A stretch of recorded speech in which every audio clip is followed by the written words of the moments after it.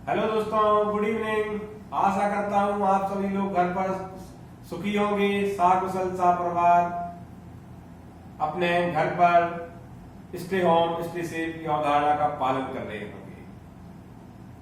दोस्तों, पिछले लेक्चर में हमने संविधान क्या होता है, राज्य व्यवस्था क्या होता है, हमने ये समझा। अब हम संविधान के वर्गीकरण की ओर रुख लेते हैं अपना, और आज लेक्चर इसी के अनुरूप तैयार करने जा रहे हैं। दोस्तों, संविधान किसी भी देश का सर्वोच्च दस्तावेज होता है। संविधान का वर्गीकरण निम्न आधार पर कर सकते हैं: उत्पत्ति के आधार पर, नियमों के आधार पर, परिवर्तनशीलता के आधार पर। उत्पत्ति के आधार पर संविधान दो प्रकार से कर सकते हैं वर्गीकरण: एक विकसित संविधान, दूसरा निर्मित संविधान। नियमों के आधार पर लिखित संविधान, अलिखित संविधान।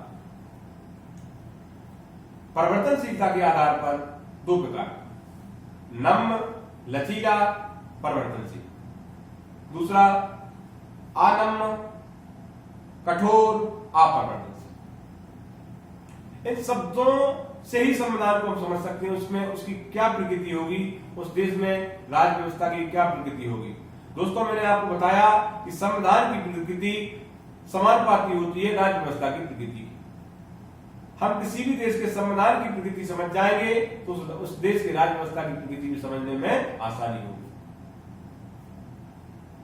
उत्पत्ति के आधार पर संविधान दो प्रकार का होता है, उसमें हम बता रहे हैं आपको।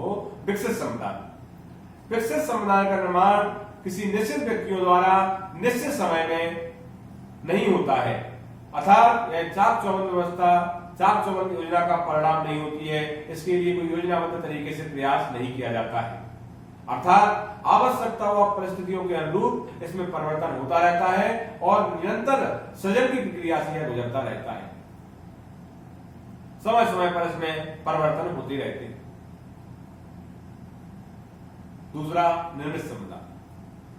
निर्मित संविधान चाक चौबंद व्यवस्था का परिणाम होता है। योजनाबद्ध तरीके से इसमें कार्यक्रम संचालन होता है। इसमें निश्चित व्यक्तियों को चुन लिया जाता है, निश्चित समय लिया जाता है और उसमें संविधान सभा द्वारा संविधान का निर्माण प्रारंभ किया जाता है। इसमें वाद विवाद पर बल दिया जाता है, विचार विमर्श पर बल दिया जाता है। इसके फलस्वरूप निर्मित संविधान का उदय होता है। दोस्तों, लिखित संविधान, अब आपको कमेंट में बताना है कि भारत का संविधान विकसित संविधान है या निर्मित संविधान है। दूसरा वर्गीकरण नियमों के आधार पर: लिखित संविधान, अलिखित संविधान। दोस्तों, इन शब्दों के अर्थ से ही इनकी प्रकृति का आधार, इनका अनुमान लगाना गलत हो जाएगा। लिखित संविधान में भी संविधान लिखा हुआ होता है, अलिखित संविधान में भी संवैधानिक उपबंध लिखे हुए होते हैं। कुछ बच्चे इस प्रकार से समझ लेते हैं कि अलिखित संविधान लिखा हुआ नहीं होता है, तो दोस्तों ऐसा नहीं है। लिखित संविधान भी लिखा हुआ है, अलिखित संविधान भी लिखा हुआ है। ऐसा नहीं है कि अलिखित संविधान में उनके जो उपबंध होते हैं, संवैधानिक उपबंध, अनुच्छेद, सब हाव हवा में उड़ रहे होते हैं। लिखित संविधान में संवैधानिक उपबंध, अधिकांश संवैधानिक उपबंध लिखे हुए होते हैं। दोस्तों, अलिखित संविधान का अर्थ आप इस प्रकार लगा सकते हैं कि जहां अलिखित संविधान है वहां उस देश की लोकतांत्रिक परंपराएं कितनी समृद्ध होंगी, वहां के व्यक्ति कितने जागरूक होंगे, कितने सजग होंगे, कितने सतर्क होंगे, आप इससे अनुमान लगा सकते हैं। इसका उदाहरण है ब्रिटेन। दोस्तों, ब्रिटेन में अलिखित संविधान है, लेकिन वहां पर संविधानवाद की जड़ें बहुत गहरी हैं, लोकतांत्रिक परंपराएं बहुत अच्छी हैं।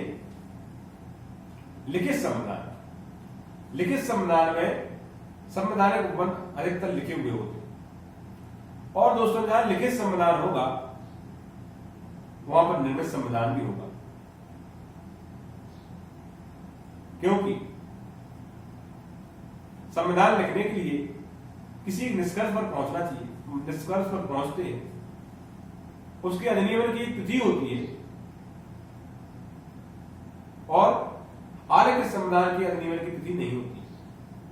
अधिनियमन का अर्थ यह है, हम लिखते हैं कि हम 26 नवंबर 1949 को मिति मार्ग शुक्ल पक्ष सप्तमी संवत 2006 को एकत्र द्वारा संविधान को अंगीकृत अधिनियमित और समर्पित करते हैं। अधिनियमित का अर्थ समझिए, जब लेखन कार्य समाप्त हो गया हो वो अधिनियम की तिथि होगी।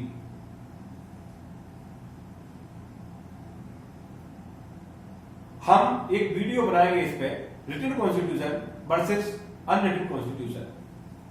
चूंकि हमें भारत जैसी लोकतांत्रिक व्यवस्था का, भारतीय संविधान का अध्ययन करना है, अगर हम लिखित संविधान को समझ लेंगे, लिखित संविधान में किस प्रकार के प्रावधान होते हैं, तो हमें भारतीय राज्य व्यवस्था को समझने में आसानी होगी। इसी प्रकार से दोस्तों हम एक और वीडियो बनाएंगे जिसमें लोकतांत्रिक संविधान और लोकतांत्रिक संविधान के बारे में बताएंगे, उससे आप संविधानवाद को समझने में बहुत आसानी होगी। दोस्तों मैं आशा करता हूं आपको इस प्रकार समझ में आया होगा। लिखित संविधान का उदाहरण भारत है, अमेरिका है, अलिखित संविधान का उदाहरण ब्रिटेन। दोस्तों मैं आता हूं नम्य संविधान, अनम्य संविधान, जिसके नम्य संविधान के दो अलग रूप हो सकते हैं, नाम हो सकते हैं। और नम्य संविधान का दूसरा नाम हो जाएगा लचीला, परिवर्तनशील, और अनम्य का हो जाएगा कठोर या अपरिवर्तनशील। दोस्तों यहां शब्द से अर्थ लगाना गलत होगा। कठोर परिवर्तन का, पर कठोर संविधान का अर्थ नहीं कि उसमें परिवर्तन नहीं होगा, और ये तक सोच लेना गलत होगा कि वो असंशोधनीयता होगी उसमें। दोस्तों उसमें भी संविधान संशोधन होगा, संवैधानिक उपबंध बदले जा सकते हैं, परंतु उसकी प्रक्रिया जटिल होगी। और नम्य संविधान में साधारण तरीके से बदलाव किया जा सकता है। अलिखित संविधान वाले देशों में नम्य संविधान दिखाई देता है। ये जरूरी नहीं है कि आलिखित वाले देशों में नम्य संविधान दिखाई देगा, लेकिन मूलतः ऐसा होता है। विभिन्न देशों की राज्य व्यवस्था का अध्ययन करने पर इस निष्कर्ष पर पहुंच सकते हैं, लेकिन यह सत्य हो, पूर्णतः सत्य हो, ऐसा कह नहीं सकते।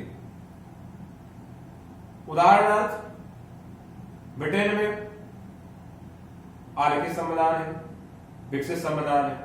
भारत में लिखित संविधान है, निर्मित संविधान है। श्रीलंका नम्य संविधान का उदाहरण है। यहां पर संविधान संशोधन काफी सरल तरीके से हो जाता है, साधारण तरीके से संविधान संशोधन किया जा सकता है। वहीं दूसरी ओर कठोर संविधान का जो मैंने अर्थ बताया कि कदापि इसका अर्थ मत लगा लेना कि असंशोधनीयता होगी इसमें संविधान उपबंधों में परिवर्तन नहीं कर सकते। संविधान उपबंधों में परिवर्तन हो सकता है, जटिल तरीके से होगा। इसका उदाहरण है अमेरिका। दोस्तों सबसे कठोर संविधान का उदाहरण है अमेरिका, और सबसे नम्र संविधान का उदाहरण श्रीलंका। क्योंकि भारत का संविधान विश्व का अनूठा संविधान। भारत ने ना ही नम्र प्रावधान को अपनाया और ना ही अनम्र को पूर्ण तरीके से, बल्कि भारत में कठोर एवं लचीलेपन का सम्मिश्रण है। दोस्तों हम निष्कर्ष पर पहुंच सकते हैं, किसी भी देश का संविधान इतना कठोर ना हो कि वह परिवर्तन ना हो सके, और किसी भी देश का संविधान इतना नम्र भी नहीं होना चाहिए कि उसकी सार्थकता, उसकी पवित्रता, उसकी आधारभूत संरचना को भी बदल दिया जाए। तो भारतीय संविधान में इन दोनों के मध्यम मार्गों को अपनाकर एक कठोर एवं लचीलेपन का सम्मिश्रण को अपनाया गया है। आशा करता हूं आप संविधान के वर्गीकरण से सहमत होंगे। जय हिंद, जय भारत। दोस्तों चैनल अच्छा लगे तो लाइक, सब्सक्राइब और कमेंट जरूर करें, और बेल आइकन को दबाना ना भूलें, ताकि आपके पास जल्द से जल्द आपके पास सूचना पहुंच सके। जय हिंद, जय भारत।